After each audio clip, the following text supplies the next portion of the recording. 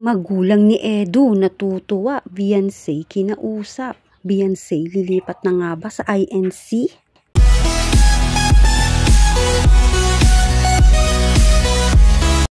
Bakit nga ba kinausap itong si Beyonce ng magulang ni Kalingap Edu? Kumusta po mga kalingap? Muling nagbabalik ang inyong lingkod mini vlog naghahatid ng update tungkol sa mga kalingap. Kung bago ka pa lang sa aking channel, mag-subscribe na at huwag kalimutang mag-like para lagi kayong updated sa aking mga videos.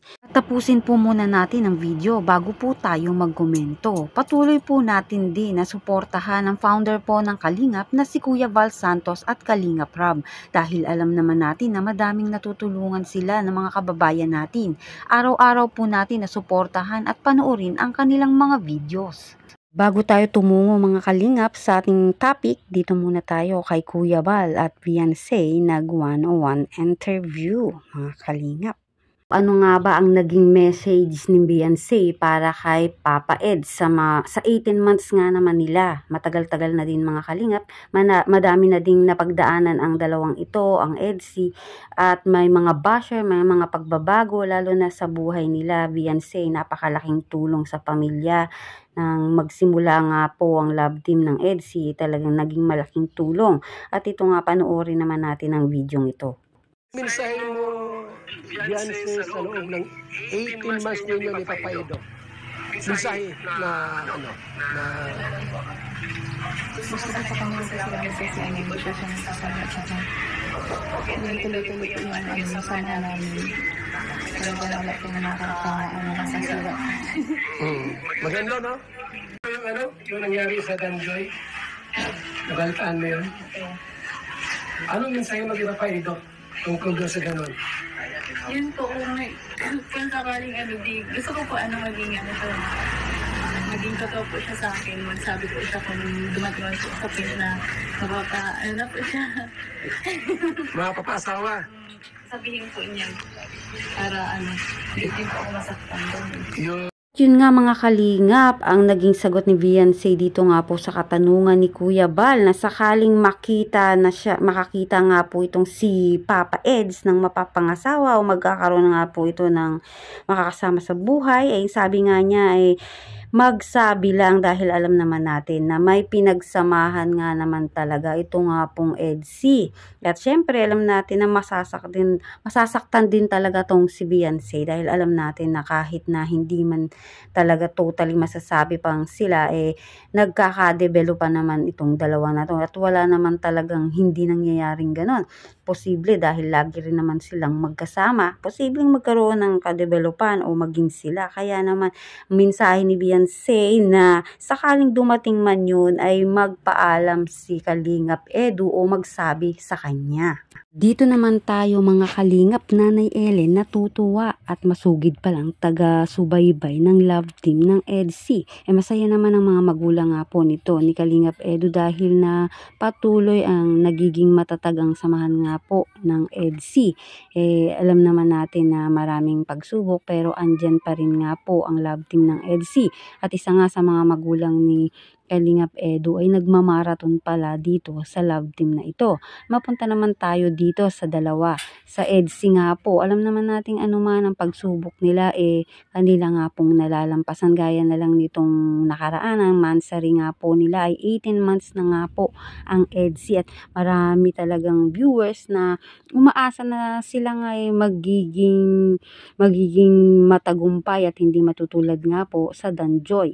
Kung kaya nga po alam naman natin na kahit ready na itong si Kalingap Edu na mag-asawa, ngunit alam naman din natin na si Beyonce ay bata pa, ay willing naman itong mag-antay. Gaya nga rin po ng sabi ni Ate Ed na kahit na bata pa si Beyonce ay matured na nga po itong mag-isip, hindi lang matured sa emotional, gayon din naman syempre sa physical dahil nga sa naranasan nitong kahirapan syempre sa buhay. Pinag-matured nga po at lalo nga naging matulungin si Beyonce sa kanyang mga magulang dahil doon ay para sa magulang ni Edu ay talagang napakaswerte rin ni Edu dahil nga maaga ring nag-matured itong si Beyonce sa kanya nga pong buhay upang matulungan niya ang kanya nga pong pamilya. Kaya napakabuti nga po talaga nitong bata ni Beyonce at sakali niyang maging sila. Swerte din ni Edu dahil nga matured na itong si Beyonce.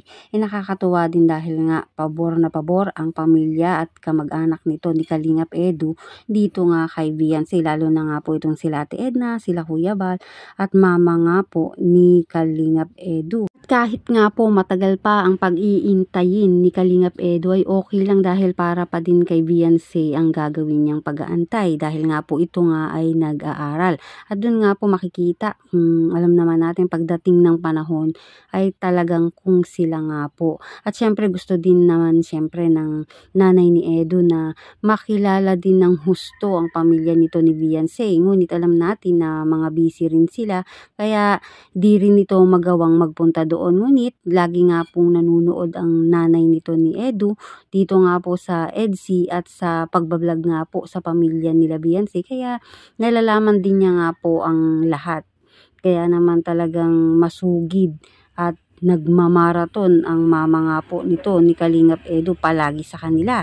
Dahil alam naman natin na unang-una ay bata pa rin naman syempre si Beyonce, mas okay na wag nga po natin syempre madaliin ang mga bagay-bagay sa buhay. Alam naman natin na marami pa pong mararating si Beyonce at yan nga, ang iba pa niyang gusto ay talagang magsawa muna si Beyonce sa kanyang pagkadalaga dahil madali lamang mag-asawa. At saka nandiyan naman para si Kalingap Edu sa kanya para suportahan siya, tulungan siya kahit hindi pa naman sila mag-asawa. Kung baga mga kalingap, i-enjoy muna ni Beyonce ang buhay nga po niya ngayon dahil iba na talaga pag ikaw ay may asawa. Syempre mag-iiba na din syempre mga priority mo nga po sa buhay. Sa ngayon mas okay na enjoy lang nila na ganyan lang muna sila at makatapos nga ng pag-aaral at makuha ni Beyonce kung ano nga po ang naisin niya sa buhay. Alam naman natin si Edu naman ay laging handang mag-antay at tulungan ito nga pong si Beyonce. At syempre, alam naman natin na kahit anumang oras ay ready naman talaga itong si Papa Eds natin. Kaya wala tayong mahihiling pa. At pagdating doon ay kayang-kayang ibigay ni Kalingap Edu. Alam naman natin, di lahat ng mga viewers, mga kalingap, gusto na mag-asawa na agad si Beyonce. Ang iba naman ay gusto ng mag-asawa ang dalawa. Pero para sa akin, syempre, mas maganda na i-enjoyin muna ni Beyonce ang kanya nga pong kabataan dahil nga pag ikaw nag-asawa ay hindi ka na rin naman makakaalis basta-basta doon at yan na talaga yung tatahakin mo. Kaya sa ngayon, dahil bata pa naman, ay i-enjoy lang nga naman ni Beyonce. At dito naman tayo, dumako naman tayo kay Beyonce, lilipat na nga ba ng relihiyon? Magulang ni Edu natutuwa rito. Kinausap nga ng magulang ni Edu, ito nga pong si Beyonce, mga kalingap. Para sa akin, kung ikakabuti nila nga yun, ay mas maganda nga po na umanib din sa relihiyon si Beyonce, mga kalingap. Dahil alam naman natin, madaming rules ang INC, pero kung gusto talaga ni Beyonce, syempre na pumasok upang maging isa sila ng relihiyon ni Kalingap Edu ay bakit naman hindi, diba? Lalo na mahal mo naman ng isang tao at wala namang ituturong mali sa'yo. Syempre, sa ngayon ay busy pa si Beyonce at focus ito sa kanyang pag-aaral. Ngunit, alam din natin na desidido din itong si Beyonce na umanib nga po sa INC. Syempre, talagang matutuwa ang mga magulang ni Edu dahil nakikita nila na matured mag-isip at makisama ito nga pong si Beyonce. Di lang yan mga kalingap, mabait at matulungin din talaga itong si Beyonce pagdating nga po sa kanyang pamilya. Kaya kapag ito nga po magkaroon din ng sarili niyang pamilya, ay nakikitaan din natin na talagang pahahalagahan yan ni Beyonce.